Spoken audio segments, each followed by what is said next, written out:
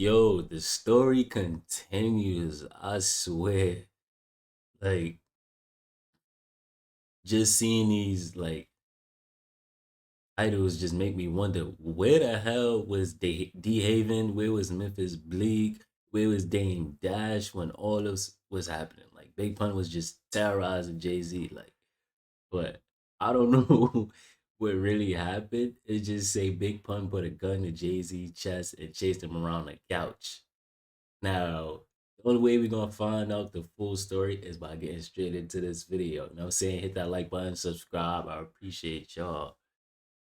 There was a meeting with it was at Jay whatever. Oh yeah, shout had a out meeting this with Fat 52. Joe and Big Pun at the time. Oh yeah. And they came strapped up, and then Jay had the little kids in the building just so niggas wouldn't air it out. Wow, that was fun. Heineken. All I remember was Jay-Z doing the Matrix in the room. After the fight in Carbon, That's Sauce it, Money's dude. diss record, Doing the and the Matrix in the kidnapping of room. DJ Who Kid, which I covered in the previous two videos, Pun told Who Kid that they'll drive to the offices of Rockefeller the same day the kidnapping happened. He wanted to confront Jay about that diss record and find out if there's indeed beef between both camps. Pun apparently yelled at the staff, asked Yo, what you said about me on that record? Get it. them about Jay, found Yo. out that he ain't present, and created a big scene before leaving. Don't take that to offense. Spanish as well. Chill. Jay-Z then got the message from the people in the offices and was shocked to hear what happened. He apparently didn't even know what was going on. They told him that Pun was on a rampage and that he's trying to find and confront him. Knowing that Rockefeller already had an altercation with the terror squad in Carbon, and that Dame Dash, the co-founder of the label, got hit multiple times with a champagne bottle, he wanted to prevent the same thing from happening again at all costs. Try to avoid them and to not get in their way, while simultaneously trying to find a safe and indirect way to tell them that there's no beef. It definitely seemed like Big Pun was on some bullshit because he was just having ocean. And that the Sauce Money record wasn't about anybody. Jay was still working on his upcoming album Volume 2 Hard Knock Life, still trying to get a platinum plaque and have a commercial breakthrough, trying to build as many relationships in the industry as possible, especially with those that are more successful and popular than him. Like DMX, for example, who was one of the biggest rappers at this point. His album It's Dark and Hell is Hot went platinum in just 1 month, and multi-platinum in the months that followed. And there was another album on the way the same year called Flesh of My Flesh, Blood of My Blood, which also went multi-platinum. That's what makes it interesting about back then. Like, it was good, dope artists who actually cared about the game of rap, and it was real competition. Like, you really had to rap, you really had to sing, you really had to, you know what I'm saying? It's not like how it is now, where it's just just anything could pop. Like, if shit was set to how it was back then, I feel like it would be way different. Like, way different, with labels just not jumping on anything. You gotta actually have talent. Now you ain't even really gotta have talent. You just gotta have like a little following behind your song. Next thing you know, you getting emails and calls to, go to business meetings about deals and shit. Crazy. Platinum. Jay was featured on the song Blackout, and DMX also had a verse on Money Care Shows, which was on Jay-Z's And why they upcoming keep album. hold up, my fault. But why they keep doing that? Like, I know I'm not tripping. I've seen a lot of people little cover, like album cover or mixtape cover with them in blood. What the hell is that supposed to mean? I don't get it. I got an older fan base from what it shows in my analytics. So somebody tell me what the hell is that supposed to mean? So Jay then went to DMX's listening party to celebrate his success and the upcoming releases, and also to meet new people, build relationships, and also listen to DMX's new album. As luck would have it, he encountered Cuban Link from the Terror Squad, who was out there by himself. Now, at this point, Pun was on a Jay-Z hunt, searching him everywhere, trying to find and confront him, to see if he really wants beef. But Cuban Link wasn't as much of a hothead as Pun back then. So when these two met at the party, they had a cool, relaxed and mature conversation about the Sauce Money song. Jay tried to calm the situation and convince Cuban that it's all love. Nobody on Rockefeller was looking for a beef. It's all love. Jay-Z pulls me to the side and tells me, yo, Q, you tell your mans in them that record wasn't for them, man, you heard? Jay pulled me up to the side and told me, yo, that wasn't even about them. That this, that. Not more of an apology, but more just putting me on point. Like, yo, that shit had nothing to do with that. And I go, I don't even know what's going on, my nigga, but I mean, they feel a certain way about it. You know what I'm saying? You know, I heard it. You know what I'm saying? It sounds like, you know what I'm saying? But he was like, tell him it's nothing like that, man. Tell him it's nothing like that. You know what I'm saying? I said, yo, they feel a certain type of way. You know what I'm saying? I told him just like that. I said, they feel a certain type of way. He was like, yo, man, tell them niggas that shit was a photo, man. You know, don't even think it that way. And, you know what, surely, you know, he told me, yo, tell them niggas, yo, it's not about whatever. So I go back. And so who is it about? These niggas, yo, did y'all hear about the song? He said, yo, them niggas try to get at us. They tried to, it was amped up already. So I said, I'll tell him. He gave me that. And then, you know, I went and told him there was nothing. You know what I'm saying? But they still felt that way. You know what I'm saying? So Cuban Link comes back from that listening party to report what just happened. But Joe and Pun weren't buying it and thought that he was lying to save his skin. The Terror Squad was still working on Fat Joe's third album, Don Cartagena, at this point. But they were also touring around and promoting Big Pun's album, Capital Punishment. Pun and Joe still wanted to find him, even after Cuban Link explained them Jay's side of the story. Hope that they can catch him on tour or during a show. And that's exactly what happened. Jay performed on the Luke tour in Chicago. Pun found out about it and used this opportunity to approach him. There was another show date that was... Yo, this is crazy. He was really on Jay-Z heels. Oddly. But shout out to Doggy Diamonds too. At a show and Jay-Z was also performing, and Pun knew that Jay-Z was there. So because of the altercation between their camps, you know, he stepped up to Jay-Z to see if there was any beef or any problem. Then niggas saw Jay-Z again at a show, and niggas was chasing Jay-Z around the couch. Pun and Joe was chasing Jay-Z around the couch. And Jay was like, chill. It all happened in Jay-Z's green room.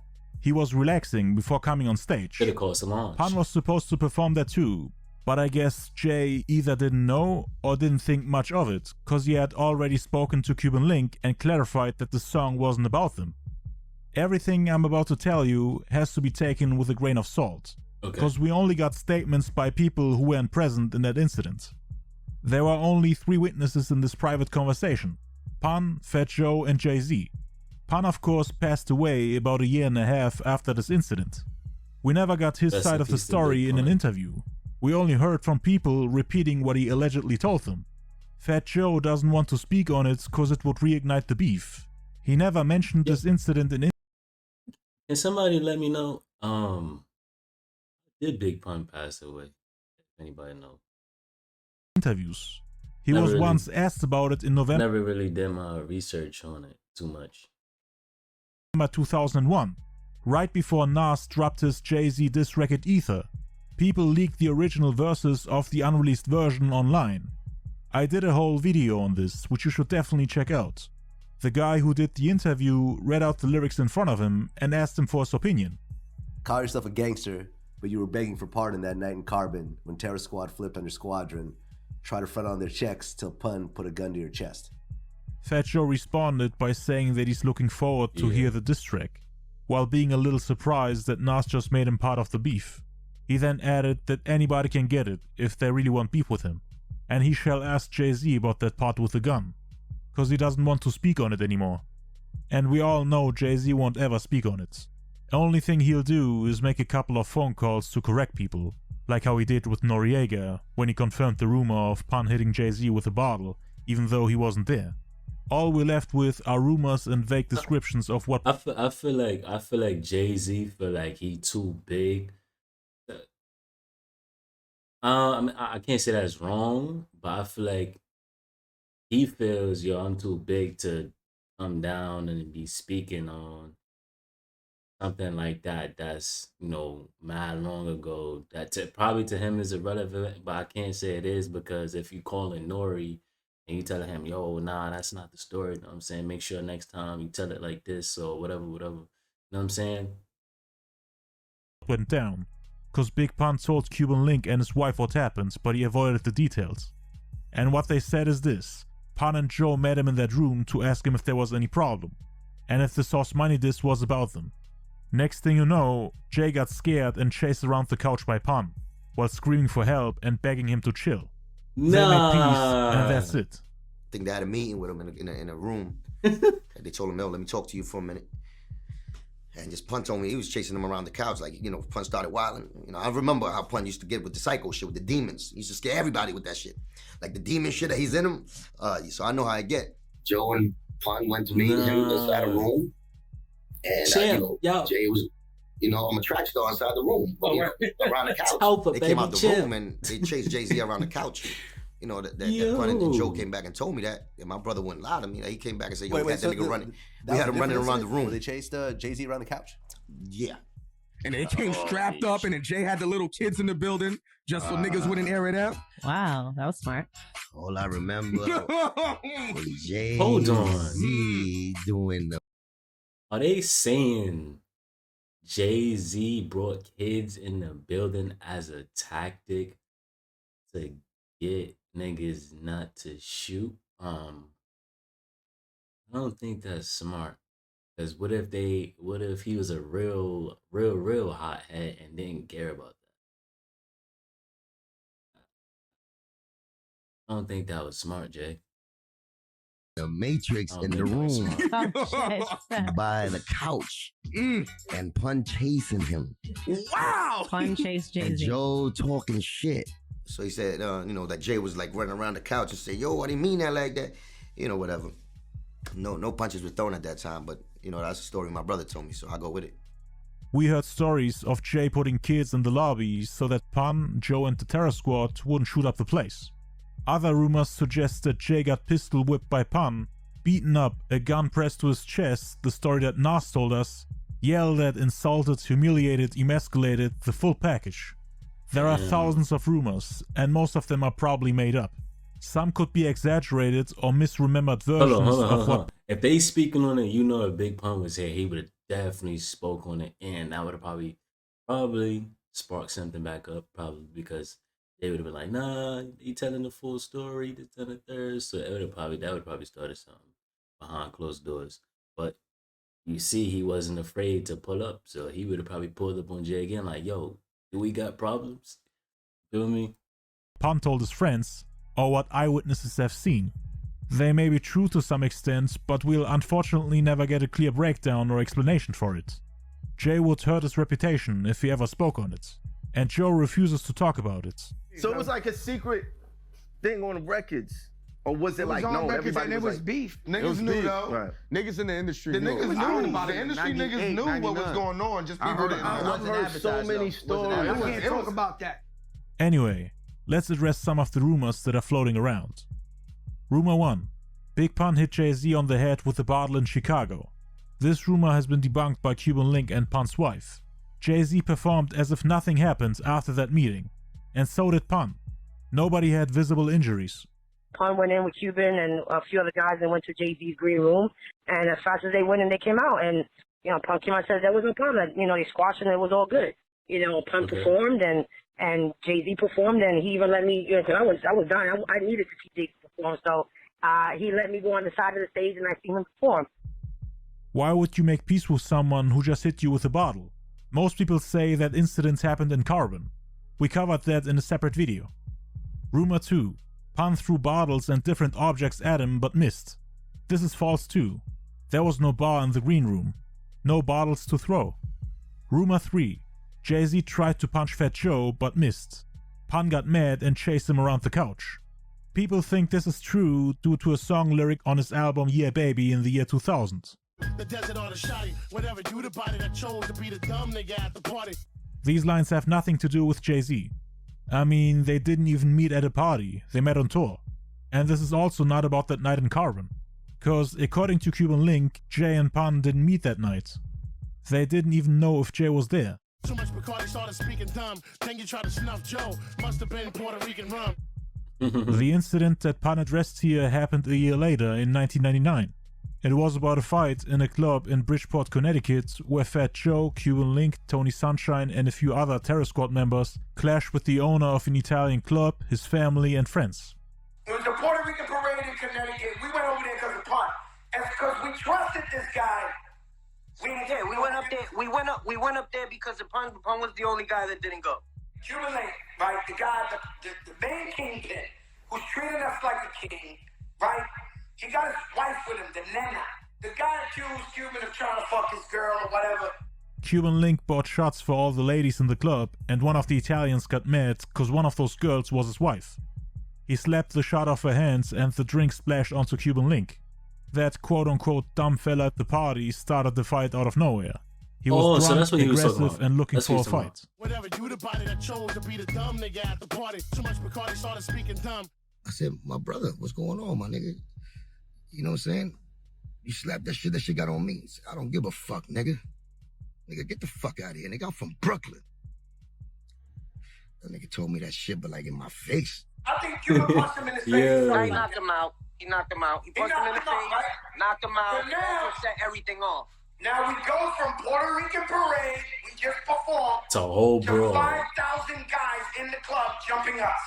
It's like 10 of us against 5,000. Literally 10 of us. Literally 10 of us with 200 dudes. Listen to me. Damn, at least he admitted it. What? Like, I mean, I don't know how we alive, right? Because we fought, at the very least, 1,000 people. The whole fucking club turned on us. Yeah, towards the end, they pulled out 1,000 hammers on us. Those was the fake BMF of the air, like they ran the shit. Nah, and everybody was fighting. Yeah, and everywhere you look, we was getting stomped out. 10 dudes on one dude, 20 on another dude. No, everybody got beat up. Fat Joe, everybody got beat up. Everybody. Like, everybody got their ass whipped. Cuban Link and some other Terror Squad associates fought till the end until the same guy that started the whole fight pulled out a gun. Tony Sunshine was lying under a sink crying and begging for the Italians to stop, because they were about to beat him up with a mop. Fat Joe got punched and ran away while the rest of the Terror Squad was fighting. Think you tried to snuff Joe? Must have been Puerto Rican rum. We put up in Tones in Pun's block, right? Pun rolls over the floor like a movie with a Mac in one hand and what's up, twin? What we doing? What they want, twin? What we doing? No. Fuck you, nigga. Because the shit happened because of him. This guy wanted to smoke so bad in the Bronx. He could not believe he got beat up. He was in the middle of the street screaming with machine guns. Fuck that! What? He was wild. He rolled on the floor like Magnum P.I. He literally rolled on the floor when we got there with the machine guns. Like, yo, who the fuck wanted twin? They was telling people they beat up Fat Joe and the Terror Squad. Man, and they did. Jay-Z wouldn't have the courage to punch Fat Joe. Let's be real here. I mean, Pun and Joe together were like 1,000 pounds heavy at that time. Jay-Z was a featherweight in comparison, and overall not known to start fistfights out of nowhere. Anyway, rumor 4. Jay-Z was threatened with a gun, which true? Pun pressed against his belly or chest. This rumor is supported by 3 songs: Rude Boy Salute off the Terror Squad album in 1999, You Was Wrong of Yeah Baby in the year 2000, and once again in the song 100%, which are already mentioned in rumor 3, but this time we're talking about a different verse where he might have addressed the fights with Rockefeller, cause he mentioned his Rambo knife which he pulled out during the club fight in Carbon. Pun had a Rambo knife. I was there. You know, he pulled out a Rambo knife. That's the track, now you abnormal. Don't make me grab the rumble and put some motherfucking stabs on you. I'm known for bouncing thugs from the tunnel to salsa clubs. This could be a reference to him chasing people from Rockefeller out the club, cause he was tackling and fighting multiple people that night. Get smacked silly for coming out your mug. I'm known for bouncing thugs from the tunnel to the salsa clubs. Some rumors suggest that the promoter and owner of the club got mad at the Terror Squad for starting the fight, and they allegedly didn't get the payment they were promised, either because of Jay not performing or them ruining the party. The night is young and I'm already fighting, hiding my gun, promoter bugging, screaming, who the fuck invited Pun? The line that supports the rumor of Pun putting a gun to Jay-Z's chest comes right after that. This would be in line with what Nas said on the unreleased version of Ether. Try to front on their checks till Pun put a gun to your chest. Don't matter, put the chrome to your bladder. On Rude Boy Salute, he actually mentions Jay-Z by name and says, onto his piece. he'll do you like Sean Carter, aka Jay-Z, and pull up with guns. Jigga. So this could be used in support of the rumor of a gun being involved. In Chicago, when Pun and Joe approach Jay-Z and chase him around the couch. More interesting lines can be found on the second verse of the song You Was Wrong, in which he says,